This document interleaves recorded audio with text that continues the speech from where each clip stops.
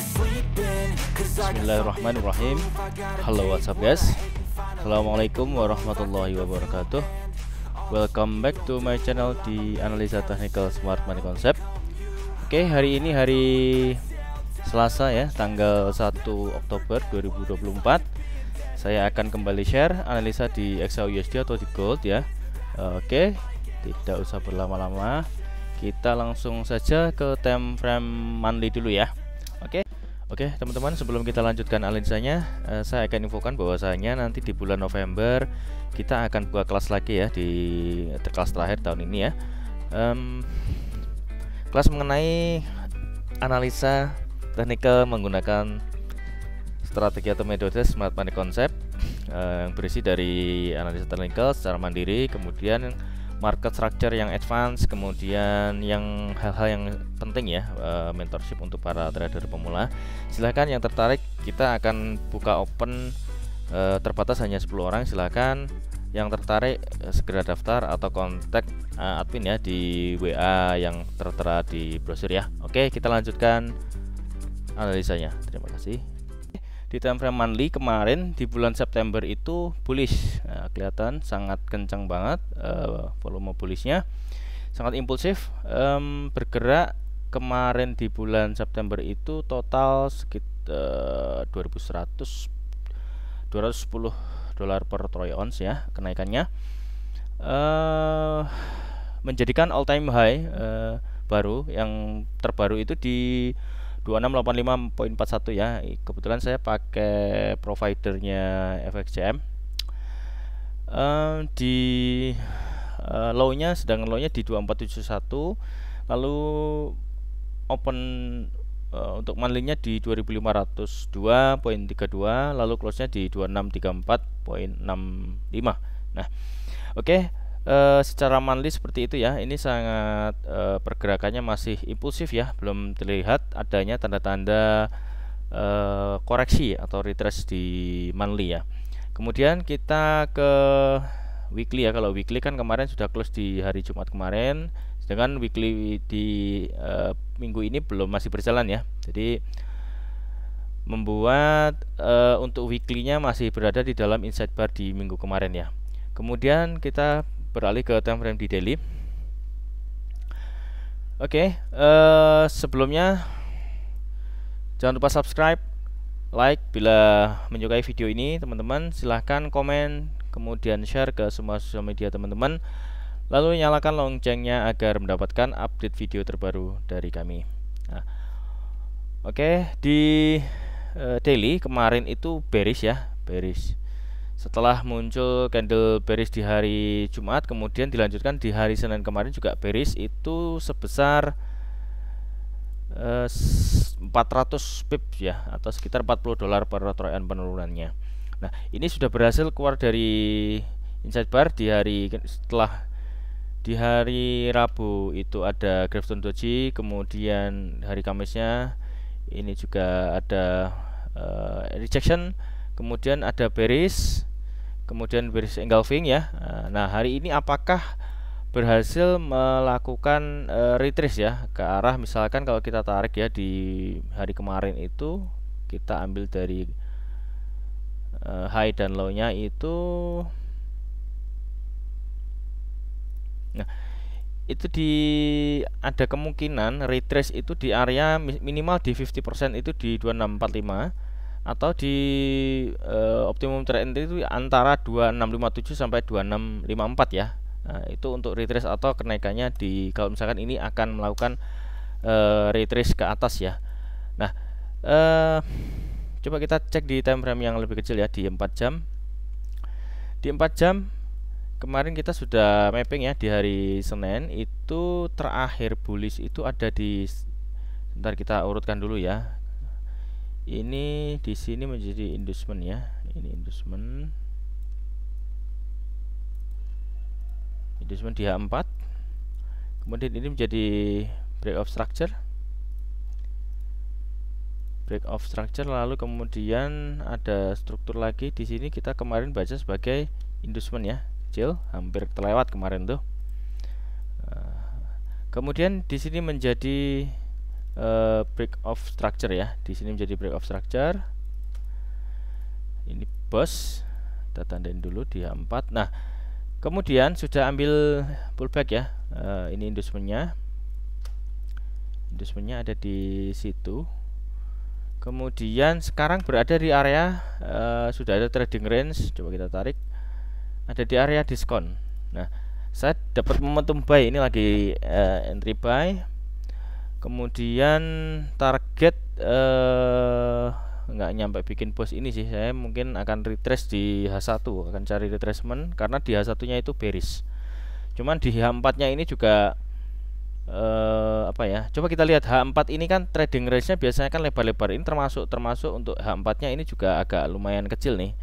Apakah dia respect ke H1 untuk melanjutkan break of structure ke bawah, otomatis untuk H4 akan menjadi real chok ya. Kalau misalkan ini low di ini, low nya itu di sini, low validnya itu di angka 2622.52.53 itu menjadi low valid di H4 ya, atau strong low-nya. Kalau high validnya di mana? High validnya ada di sini, di all time high-nya. Ini menjadi strong weak high. Weak high-nya ada di situ. Itu untuk H4 ya. Coba kita turunkan di time frame 1 jam.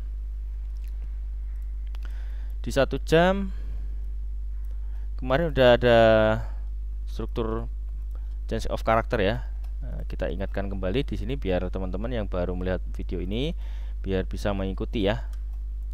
Mudah-mudahan bisa membantu buat mappingan teman-teman. Ini ala metode SMC yang saya pelajari ya. Kemudian break of structure ini menjadi change of character ya, atau real chok. Walaupun ini tipis tapi ini kita sudah valid menjadi change of character karena break body candle ya. Kita cek break body candle itu seperti apa ya. Ini ada ngebreak tapi body kalau masih swing atau sumbu atau wick ini dia belum sah menjadi struktur ya, atau break of structure ataupun change of character ya. Kalau di kita untuk liquidity eksternal itu harus break body ya. Kalau misalkan liquidity internal sweep pun tidak ada masalah gitu. Kemudian di H1 ada ini pullback, ini menjadi inducement, lalu di sini menjadi break of structure ya, otomatis low validnya ini di break menjadi break of structure, high validnya di sini. Untuk H1 apakah sudah ada low valid? Nah, belum ada low valid ya. Jadi masih ini menjadi pullback atau calon inducement. Ini menjadi calon inducement ya, kita tandai sebagai inducement ya. Inducementnya di H1 itu di angka 2641.72. Nah, kita asumsikan seandainya di H1 ini berhasil mengambil inducement ya, itu artinya kita sudah ada trading range ya. Kita tinggal tarik aja. Di sini kita coba tarik, kita cari area entry untuk sell-nya di area premiumnya. Itu area premium zone-nya itu mana? Di sini area premium zone-nya itu daerah sini. Ini yang ekstrimnya di sini masih ada gap ya, kecil, ada FVG. Kemudian untuk area diskonnya ya otomatis di atas equilibrium. Ini semua menjadi area premiumnya ya. Kita bisa lihat apakah ada POI banyak ya. Kalau kita perkecil, jadi kita bisa refine ke M5 atau M15 untuk area entry sell di H1 ya. Untuk H1 nya seperti itu. Karena di sini kalau kita tidak cari konfirmasi entry ya, akan bahaya ya. Karena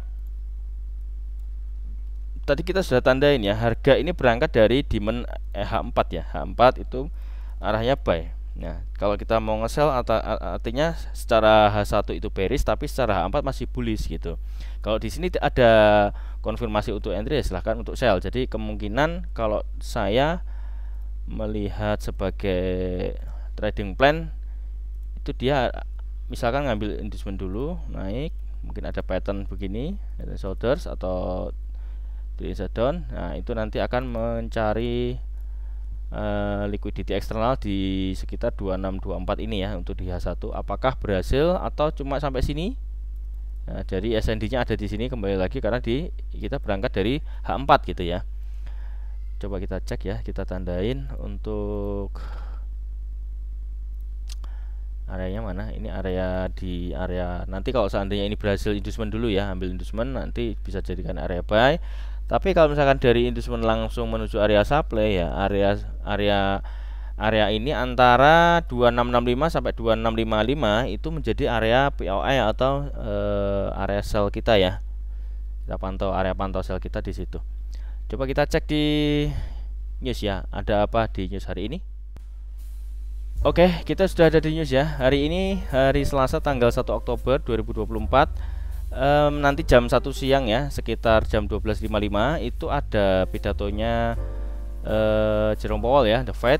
Itu akan memberikan pidato terkait dengan terutama tentang inflasi dan suku bunga ya. Itu akan mempengaruhi pergerakan indeks dolar ke depan. Kemudian jam 9 malam nanti juga ada news high impact, yang mana ini sangat mempengaruhi terhadap pergerakan indeks dolar ya. Ketika indeks dolarnya naik, otomatis gold akan mengalami koreksi. Begitu juga sebaliknya, seandainya indeks dolarnya ini turun, otomatis indeks dolar akan naik. Nah, coba kita lihat di sini ISM Manufacturing PMI itu previousnya 47,2, kemudian forecastnya 47,6.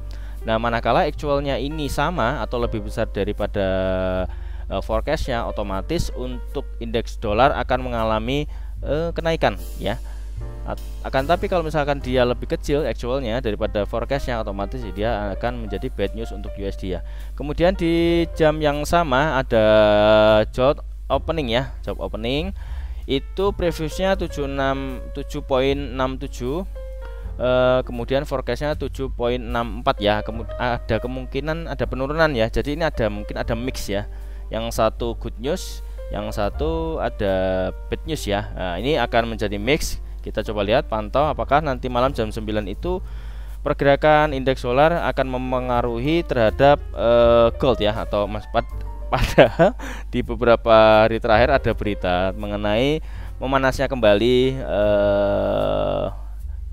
Libanon, kemudian Israel, lalu sekarang juga bahkan Yaman sudah terkena imbasnya ya. Kemarin ada berita pimpinan Hamas yang berada di Lebanon, si Nasrullah itu tewas ya, jadi menjadi korban dari agresi Israel ya. Dan ini tentu saja akan menambah ketegangan tingkat geopolitik di area Timur Tengah sana ya. Jangan sampai ini menjadi perang yang berkelanjutan ya. Tapi yang pasti itu sudah memberikan dampak yang cukup kurang baik ya. Akan tapi di saat yang bersamaan gold ini tidak ada pengaruhnya ya. Jadi secara fundamental geopolitik ternyata dia, kalau saya lihat, cenderung mengikuti technical ya. Kita nggak tahu, tapi nanti kemungkinan akan ada yang lebih signifikan lagi nanti di hari Jumat ya, ketika ada NFP, non farm payroll, itu akan memberikan dampak yang cukup impulsif untuk DXY atau indeks dolar. Oke, kita kembali ke chart ya. Oke, kita sudah ada kembali di chart ya. Coba kita lihat di H1 seperti itu. Kita coba turunkan time frame di M15 coba ya. M15 apakah ada struktur auto opportunity untuk kita entry ya. Yang jelas saya tadi masih buy karena berangkat dari H4. Kita buy-nya di H4 tuh di sini areanya. Ada order block. Nah, ini area yang kemarin saya sudah tandain ya. Di sini menjadi 26 kemarin itu low-nya itu di angka 2624.55 ya untuk XAUUSD itu penurunannya sampai segitu. Kemungkinan kita coba M15 ini ya, time frame favorit ya. Time frame favorit ini coba kita cek. Nah, di sini menjadi inducementnya hampir sama dengan H1 ya, M15 ini. Ini menjadi inducement, kemudian di sini menjadi high valid. Dia sudah menjadi break of structure ya. Nah, ini walaupun sweep tapi sudah disahkan di atas ya. Kita anggap ini menjadi break of structure yang valid ya. Kemudian low validnya di sini ini di break ya. Ini di break menjadi break change of character atau real chalk. Kita tandai sebagai real chalk. Kemudian di struktur berikutnya sudah ada pullback ya. Ini pullback. Jadi pullbacknya begitu. Kemarin kita sudah bahas ya di video hari Senin. itu pullback itu sudah menjadi inducement, artinya lo di bawah ini valid dan ini di break itu menjadi break of structure ya. Ini bos nih, ini bos di M15. Lalu di bawahnya ada pullback nggak? Pullback nggak diambil, pullbacknya sampai sini. Nah, kasus seperti ini ya teman-teman. Kalau kita hitung pullback itu jatuhnya begini. Kalau kita hitung pullbacknya dari atas ya, kita cari pullback ya maksudnya. Ini ke bawah, ke atas, ke bawah, ke atas. Ini nggak ke sini karena dia nggak lebih rendah daripada low ini. Jadi tapi langsung ke sini, kemudian naik ke sini, baru ke bawah. Nah, otomatis untuk inducementnya mana? Inducementnya itu calonnya di sini. Ini calon inducement. Ketika di break sama kayak H1 ya. Itu menjadi calon inducement ketika di break. Nah, di bawah ini menjadi low valid. Nah, trading range-nya sudah ada antara atas dan bawah. Coba kita tarik. Ini asumsikan dia ngambil ya. Kita kan belum terjadi nih. Kita coba simulasi gitu. Area mana yang bagus untuk entry ya? Bagus untuk entry itu area sini. Ini bagus ini. Ada FVG. Ya sama di 79 ya. Itu di berapa harganya? 2660 2657 ya, di antara situlah gitu. Kalau misalkan mau entry sell, targetnya mana? Bisa target cari SND atau break of structure di bawah sini, tapi kayaknya ide SND saja deh. Karena ini berangkat dari H4 gitu. Kalau dari H4 prospeksi M15 dan H1 itu counter trend, tapi kalau kita dari kacamata H1 dan M15 sebenarnya yang counter trend itu yang naik gitu. Sekarang ini saya lagi naik atau lagi ngebuy itu counter trend di M15 dan H1. Tapi secara H4 itu kita mengikuti struktur eksternalnya ya. Walaupun di low time frame belum ada change of character. Jadi ini baiknya agresif saya, tidak tidak menggunakan konfirmasi entry atau change of character di low time frame, karena di low time frame belum ada change of character. Jadi kalau misalkan change of character di sini di 2665 ini di break ya, itu menjadi cok di M15 gitu ya. Oke, mungkin itu aja ya untuk hari ini, video analisa hari ini. Mudah-mudahan video saya ini membantu dan bermanfaat sehingga teman-teman saya doakan mendapatkan profit yang maksimal ya. Kemudian terima kasih banyak sudah menonton video ini sampai selesai, dan saya mohon maaf apabila ada kata-kata yang kurang berkenan. Dan jangan lupa subscribe, like, komen, dan share ke semua sosial media teman-teman, nyalakan loncengnya agar mendapatkan update video dari kami. Dan akhir kata, see you in the next video and assalamualaikum warahmatullahi wabarakatuh.